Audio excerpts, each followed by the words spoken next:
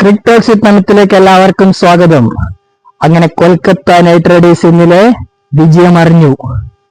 അവര് കളിച്ച 6 മത്സരത്തിലും പരാജയപ്പെട്ടിട്ട് നാണക്കേടിന്റെ പടുകുഴിയിലേക്ക് പോയ ടീമാണ്. പക്ഷെ ഇന്നലെ രാജസ്ഥാൻ റോയൽസിനോട് അവസാനത്തെ പന്തിലല്ല, 2 ബോൾ ബാക്കി നിൽക്കി അവർ വിജയിച്ചു.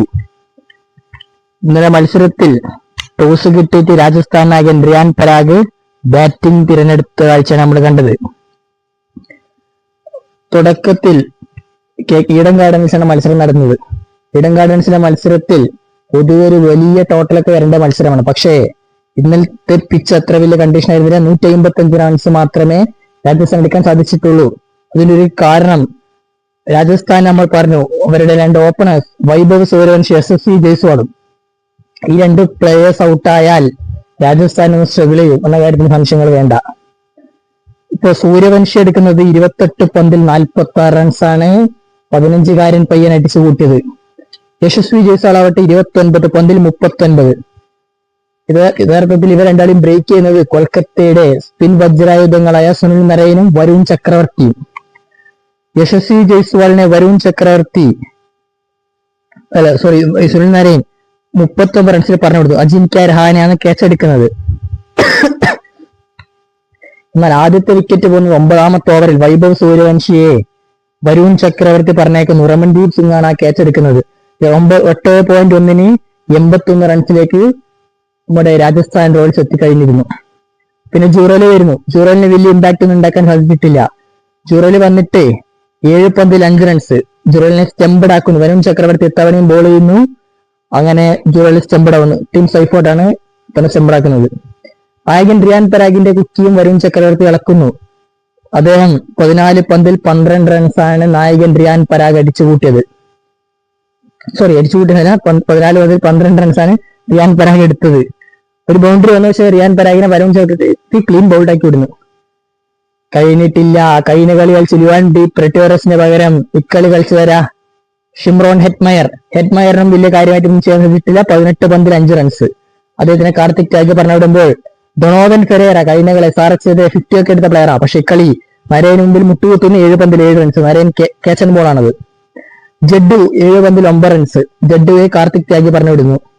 ആർച്ചർ 5 ബോളിലിട്ട് ബിഷ്ണോയ് 2 ബോളിൽ പൂജ്യം. അങ്ങനെ മികച്ച സ്കിൽ. അതായത് ഞാൻ പറഞ്ഞത്, തുടക്കത്തിലെ യശസ്വി ജയ്സ്വാളും വൈഭവ് സൂര്യവംശി അടിച്ചിട്ടുണ്ട്. പക്ഷേ 8 ഓവറിൽ 80 ഒക്കെ വന്ന ടീം പിന്നീട് ഒന്നും ചെയ്യാൻ സാധിക്കാതെ പോയ കാഴ്ചയാണ് നമ്മൾ കണ്ടത്.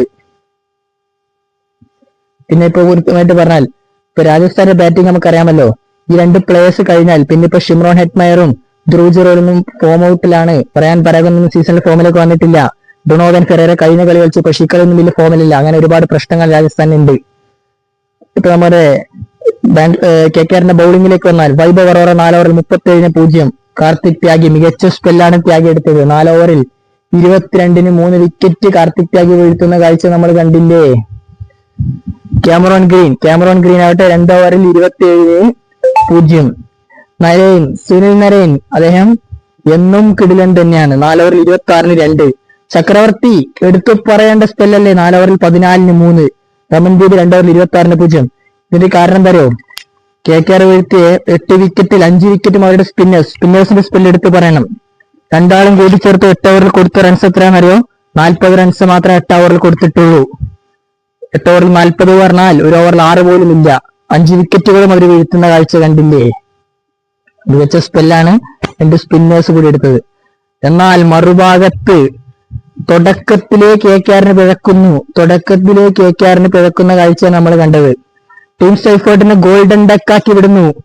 ജോഫ്രെ ആർച്ചർ ക്ലീൻ ബൗൾഡ് ആക്കുന്നു. തുടക്കത്തിലെ കളിയുടെ ഫസ്റ്റ് ഓവറിൽ ഫസ്റ്റ് പന്തിൽ ക്ലീൻ ബൗൾഡ് ടീം സ്റ്റൈഫോർട്ട് പോകുന്നു. ജോഫ്രെ ആർച്ചറുടെ പന്തിൽ KKR വലിയ കൊളാപ്സിലേക്ക് പോകുമോ എന്ന് തോന്നി. കഴിഞ്ഞിട്ടില്ല. അടുത്ത ഓവറിൽ തന്നെ 2ാമത്തെ പന്തിൽ ക്യാപ്റ്റൻ രഹാനെയും പറഞ്ഞു വിടുന്നു.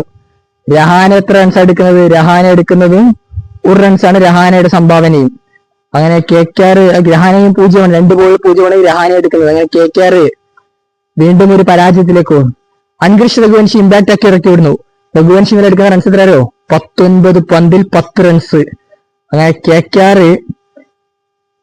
പവർ പ്ലേയിൽ തന്നെ 4 വിക്കറ്റ്. ക്യാമറോൺ ഗ്രീനെയും പറഞ്ഞു വിടുന്നു. ക്യാമറോൺ ഗ്രീന് 13 പന്തിൽ ക്യാമറോൺ ഗ്രീന് വിടുന്നു. അങ്ങനെ ആർച്ചറിന് വിക്കറ്റ്, ബെർഗറിന് വിക്കറ്റ്, ജഡേജയ്ക്ക് വിക്കറ്റ്, ബിഷ്ണോയ്ക്ക് വിക്കറ്റ്. അവർക്ക് എല്ലാവർക്കും വിക്കറ്റ്. ഇന്നലെ ക്യാമറോൺ ഗ്രീനിനെ യഥാർത്ഥത്തിൽ ഔട്ടാക്കുന്നത് വിഷ്ണുയുടെ പന്തിൽ ജുറൽ സ്റ്റംപ്. ആ സ്റ്റംപുകൾ കണ്ടിട്ടുണ്ടാവും. അത് ക്യാമറോൺ ഗ്രീന് മാത്രമല്ല, രാജസ്ഥാന്റെ പ്ലേയേഴ്സ് ഒരു അതിശയപ്പെട്ട സ്റ്റംപിംഗ് ആയിരുന്നു. വേൾഡിലെ തന്നെ one of the best stumping ആയിരുന്നു ആ സാധനം. ഒരു മികച്ച സ്റ്റംപിംഗ് ആണ്. അത് കളി കണ്ടവർക്ക് മനസ്സിലാവും സ്റ്റംപിംഗ് എന്താണെന്ന്. ആ ഒരു കിടിലൻ സ്റ്റംപിംഗാ. പിന്നെ റൗമൻ പവൽ 20 പന്തിൽ 23. അദ്ദേഹത്തിനെയും ജഡേജ പറഞ്ഞു വിടുന്നു. യഥാർത്ഥത്തിൽ രാജസ്ഥാൻ ഇന്നലെ തോൽക്കാൻ കാരണം റിയാൻ പരാഗിന്റെ ക്യാപ്റ്റൻസി പിഴവല്ലേ? നിങ്ങൾ കൃത്യമായിട്ട് സ്പെല്ല് ചെയ്തുകൊണ്ടിരിക്കുന്ന ജഡേജയുടെ ഓവർ നിർത്തിവെക്കുക, ബർഗറിന് ഓവർ കൊടുക്കാണ്ടിരിക്കുക. ഇങ്ങനെയൊക്കെ ചെയ്തു. 3 ഓവർ 8 റൺസ് മാത്രമേ ജഡേജ കൊടുത്തു. ജഡേജയുടെ ഓവർ കോട്ട കംപ്ലീറ്റ് ആക്കിയിട്ടില്ല. ബോളിംഗ് റഷൻ തെറ്റിപ്പോയി, ബർഗറിന് കൊടുത്തിട്ടില്ല. അതൊക്കെ ഒരു വലിയ പ്രശ്നമായി മാറിയിട്ടുണ്ട്. ഇത് യഥാർത്ഥത്തിൽ റൗമൻ പവല് പോകുമ്പോൾ ടീമിന്റെ ടോട്ടൽ എത്ര അറിയോ? 10 ഓവറിൽ 70 റൺസിന് 5 വിക്കറ്റ്. ഇനിയിപ്പോ ടീമിൽ ജയിക്കാൻ വേണ്ട എത്രയാ? 86 റൺസ് വേണം. 60 പന്തിൽ 86. രമൺദീപ് സിംഗും റിങ്കു സിംഗ് ഒക്കെയാണ് ഇറങ്ങാനുള്ളത്. റിങ്കു ഈ സീസണിൽ അട്ടർ ഫ്ലോപ്പാണ്. മികച്ച ഫോമിലൊന്നുമല്ല താരം കളിച്ചുകൊണ്ടിരിക്കുന്നത്. റിങ്കു 2023 സീസൺ നമുക്ക് ഓർമ്മയുണ്ടാവും. യാഷ് ദയാൽ 5 6 ഒക്കെ അടിച്ച് വലിയ ഇമ്പാക്ട് ഉണ്ടാക്കിയതാ. അതിനുശേഷം പക്ഷേ കഴിഞ്ഞ 2 സീസണിൽ റിങ്കുവിന് വലിയ ഇമ്പാക്ട് ഉണ്ടാക്കാൻ സാധിച്ചിട്ടില്ല. 2023 സീസണിൽ റിങ്കു അടിച്ച റൺസ് 464 ഒറ്റ സീസണിൽ. 2024-25 കമ്പനി റിങ്കു അടിച്ച റൺ എത്രയോ? 484. അതാ പറഞ്ഞ റിങ്കു 2 സീസണിൽ ഫോം ഔട്ടാണ്. പക്ഷെ ഇന്നലെ ഒരു സംഭവം നടന്ന കാര്യം എന്താണെന്നറിയോ? റിങ്കു സിംഗിനെ 8 റൺസിലുണ്ടാകുമ്പോൾ ഒരു ക്യാച്ച് വിടുന്നുണ്ട്. അതിന് രാജസ്ഥാൻ വലിയൊരു വില തന്നെ നൽകേണ്ടി വന്നിട്ടുണ്ട്. കാരണം അത്രയും മികച്ച രീതിയിലാണ് രാജസ്ഥാൻ ബോൾ ചെയ്തുകൊണ്ടിരുന്നത് ആ സമയം വരെ. റിങ്കു സിംഗിനെ ആ സമയത്ത് എടുത്തിട്ടില്ല. അങ്ങനെ എടുത്തിരുന്നെങ്കിൽ ഒരു പക്ഷേ കളിയുടെ ഗതി തന്നെ മാറുമായിരുന്നു. പിന്നെ ഇപ്പൊ പറയാനുള്ള കാര്യം, ഇപ്പോ നമ്മുടെ രമൺദീപ് സിംഗിന്റെ കാര്യത്തിലേക്ക് വന്ന രമൺദീപ് സിംഗ് നല്ല മികച്ച പ്രകടനം കാഴ്ചവെച്ച് ചോദിച്ചാൽ അത് റിങ്കു സിംഗിന് ഒരു കമ്മിയൊക്കെ കൊടുത്തിട്ടുണ്ടായിരുന്നു. കൃത്യമായിട്ട് അദ്ദേഹത്തിന്റെ റൺസിലേക്ക് നമുക്ക് വന്നാൽ രമൺദീപ് ഇന്നലെ 13 പന്തിൽ 10 റൺസ് എടുക്കുന്നത്. 13 പന്തിൽ 10 റൺസ്. അത് എന്തുകൊണ്ട് അത്ര ഒരു പെർഫോമൻസ് പറയാൻ കാരണം, രമൺദീപ് സിംഗ് ആ സമയത്ത് കൃത്യമായ ഘട്ടത്തിൽ വിക്കറ്റ് പോകുന്ന സമയത്ത് ബോൾ വരെ ഹോൾഡ് ചെയ്ത് കളിച്ചിട്ടുണ്ട്. റിങ്കു സിംഗ് ആ ഭാഗത്ത് അടിക്കുന്ന സമയം കണ്ടു. പിന്നെ അനുകൂൽ റോയുടെ കളി എടുത്ത് പറയണം. യഥാർത്ഥത്തിൽ അനുകൂൽ റോയാണ് വിജയിപ്പിച്ചത്. 16 പന്തിൽ 29 റൺസാണ് അനുകൂൽ റോയ ബൗളിംഗ് ഓൾറൗണ്ടർ അടിച്ചത്. രാജസ്ഥാന്റെ കാര്യത്തിലേക്ക് വന്നാൽ ബൗളിംഗിൽ ജോഫ്രെ ആർച്ചർ 4 ഓവറിൽ 35 ഞാൻഡ്രെ ബർഗർ, ഞാൻ പറഞ്ഞോ, ഞാൻഡ്രെ ബർഗറിന് 2 ഓവർ പെൻഡിങ്, 2 ഓവറിൽ 20 റൺസ് മാത്രമേ കൊടുത്തിട്ടുള്ളൂ. രവി ബിഷ്ണു 4 ഓവർ 41. യാഷ് രാജപുഞ്ച, അതാണ് ഇന്നലെ ഇമ്പാക്ട് ആയിട്ട് അവർക്ക് വേണ്ടി ഇറങ്ങിയ പ്ലെയർ. 4 ഓവറിൽ 25 റൺസ് മാത്രമേ യാഷ് രാജപുഞ്ച കൊടുത്തിട്ടുള്ളൂ. ഒരു വിക്കറ്റ് അദ്ദേഹം വീഴ്ത്തി. രവി ജഡേജ 3 ഓവർ മാത്രമേ എറിഞ്ഞിട്ടുള്ളൂ. 8 റൺസ് മാത്രം വിട്ടുകൊടുത്തൊരു ബോളറിന് കോട്ട കംപ്ലീറ്റ് ആക്കിയിട്ടില്ല. റിയാൻ പരാഗിന്റെ ക്യാപ്റ്റൻസി പ്രശ്നമല്ല ഇന്നലെ കണ്ടത്. അദ്ദേഹത്തിന്റെ ബൗളിംഗ് റൊട്ടേഷൻ തെറ്റിപ്പോയി. റിയാൻ പരാഗ് 1 ഓവർ 10 റൺസ് വാങ്ങി. ബ്രിജേഷ് ശർമ്മ 1 ഓവർ 4 ബോൾ എത്തിയുള്ളൂ, 21 റൺസ് വാങ്ങി. അപ്പൊ ഇന്നലെ സന്ദീപ് ശർമ്മയെ കളിപ്പിച്ചിട്ടില്ല അവര്. അതൊരു തിരിച്ചടിയാണ്. അത് ഒരാൾ ചോദ്യം ചെയ്യുന്നുണ്ട്, എന്തുകൊണ്ട് സന്ദീപ് ശർമ്മ പുറത്ത്? ഈഡൻ ഗാർഡനെ പോലത്തെ പിച്ച് ട്രാക്കിൽ സന്ദീപ് ശർമ്മ ഇല്ല, തുഷാർ ദേശ്പാണ്ഡെ ഇല്ല, ഇവരൊന്നും ഇല്ലാണ്ടാണ് ഇറങ്ങിയത്. എന്നാൽ ഇപ്പൊ KKR ഇന്നലത്തെ മത്സരം ജയിച്ചു. രാജസ്ഥാൻ നമ്മൾ പറഞ്ഞു, രാജസ്ഥാന്റെ കാര്യത്തിൽ ഈ തുടക്കത്തിൽ വിക്കറ്റ് അവർ സ്ട്രഗിൾ ചെയ്യും. പിന്നെ അവർക്ക് വലിയ ഫോമിലെ പ്ലേയേഴ്സ് ഒന്നും ഇല്ല. ബാറ്റിംഗിൽ ഇപ്പൊ ഹെറ്റ്മേർക്ക് വലിയ പ്ലെയറാന്നൊക്കെ പറയും. പക്ഷെ ഹെറ്റ്മേർ പ്രൊമോട്ട് ചെയ്ത് കളിപ്പിക്കുന്നവർ വരുന്നുണ്ട്. അതായത് നമ്പർ 3 ഒക്കെ ഹെറ്റ്മേർ കളിച്ചാൽ ഹെറ്റ്മേർ കളിക്കും. ഇല്ലെങ്കിൽ ഫിനിഷിംഗ് റോളൊന്നും ഹെറ്റ്മേർ ഇപ്പൊ പഴയവരാവുന്നില്ല. ഏതായാലും കൊൽക്കത്ത നൈറ്റ് റൈഡേഴ്സ് വിജയിച്ചു. അവർക്ക് ഇനിയിപ്പോ തിരിച്ചു വരാൻ പറ്റുക വെച്ചാൽ ഇനിയുള്ള എല്ലാ മത്സരവും ക്രൂഷ്യലാണ്. ഇന്നലത്തെ മത്സരത്തിൽ പോലെ എല്ലാ മത്സരവും കളിക്കണം. പക്ഷെ ഇന്നലത്തെ മത്സരത്തിൽ യഥാർത്ഥത്തിൽ രക്ഷപ്പെട്ട് പോയതാണ്. കാരണം ഇത്ര കുറച്ച് ജഡേജയുടെ കോട്ട കംപ്ലീറ്റ് ആക്കാൻ പറ്റിയിട്ടില്ല. ആൻഡ്രെ ബർഗർ ഓവർ കണ്ടിന്യൂ പോയി. റിങ്കു സിംഗിന് ക്യാച്ച് വിടുന്നു.